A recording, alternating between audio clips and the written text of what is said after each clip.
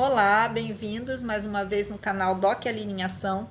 Hoje a gente vai trazer um pouco mais da síndrome de burnout, né? Sua origem, sua divulgação pelo mundo e a importância da sua detecção nos tempos atuais.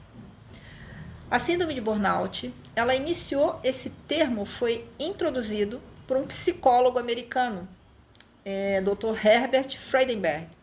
Ele começou a perceber os sinais em si mesmo e nos colegas de trabalho, enquanto eles trabalhavam numa clínica para dependentes químicos, para pessoas em situação de vulnerabilidade.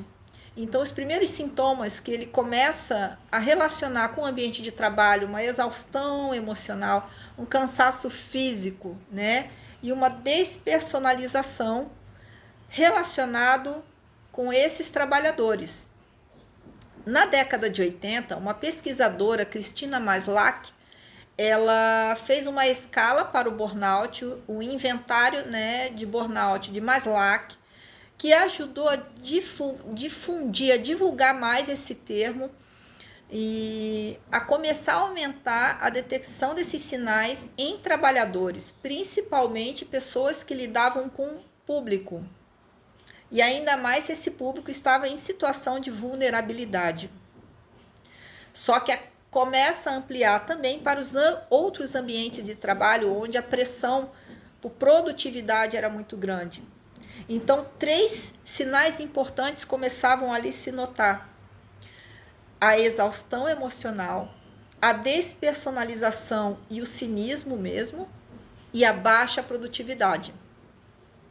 A partir daí, então, já na década de 90, ele começa a ser reconhecido como um problema de saúde pública, percebendo-se o que? Esses mesmos sintomas, né, esses mesmos sinais relacionados então a um impacto muito maior na saúde mental dos trabalhadores e na produtividade, em maior escala.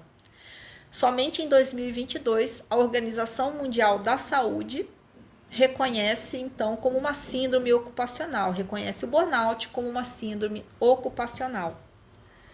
E nos anos da pandemia, a detecção aumentou bastante e se tornou um tema de debate, né? Um tema em pauta. Por quê? Porque teve impacto as mudanças nas relações de trabalho. Em relação ao trabalho remoto, então o trabalhador começou a se preocupar se ele conseguiria manter esse cargo, se ele, qual seria o futuro dele na empresa trabalhando de forma remota, né? E também com a preocupação salarial, se o salário ia ficar mais baixo. Então existia muito essa preocupação na época do trabalho remoto e as incertezas da continuidade daquele trabalhador na sua empresa, se a empresa ia se manter ainda em funcionamento nos anos pós-pandemia. Em contrapartida, naqueles trabalhadores que lidavam com o público, profissionais de saúde, profissionais de segurança, como bombeiros, policiais, profissionais todos da área de saúde, profissionais de apoio e de setores administrativos dessas áreas, estavam sofrendo impacto do excesso, do aumento da carga de trabalho. E também o medo, né, relacionado já também a um medo do processo da doença da Covid-19.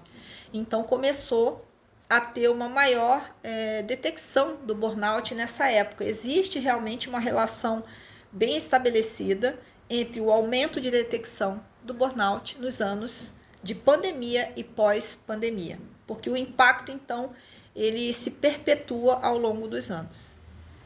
É isso. E muito importante também aqui a atuação do profissional da psicologia, né? Os psicólogos fazem um importante trabalho na detecção, também na detecção e na prevenção e no tratamento, né?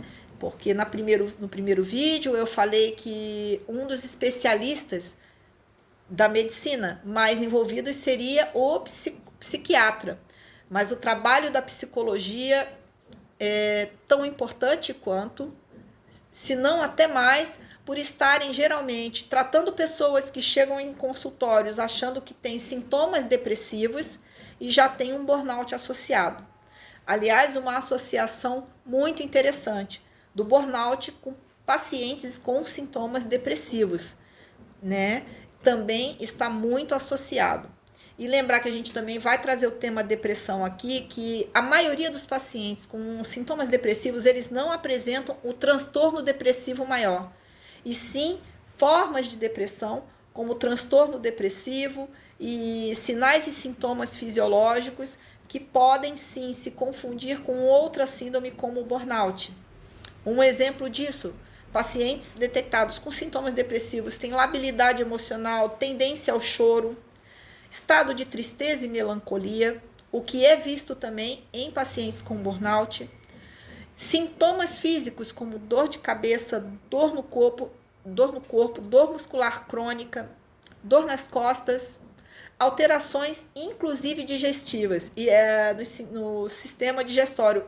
Inclusive falaremos de outra síndrome na frente, que é a síndrome do colo irritável, também associada a sintomas depressivos em pacientes com transtorno depressivo e também nos pacientes com burnout, né? É relatado alterações como mudança de diarreia para constipação. Então a gente vai falar de tudo isso e aqui fico mais uma vez feliz de estar aqui, né?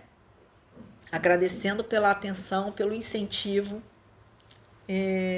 O importante para mim é informar e, como eu disse já no primeiro vídeo, e aqui mantenho, né? Eu quero que isso aqui se torne mais uma conversa com dados técnicos, mas que seja algo em que as pessoas se identifiquem, né? E juntos estamos aprendendo sempre. Muito obrigado pela atenção.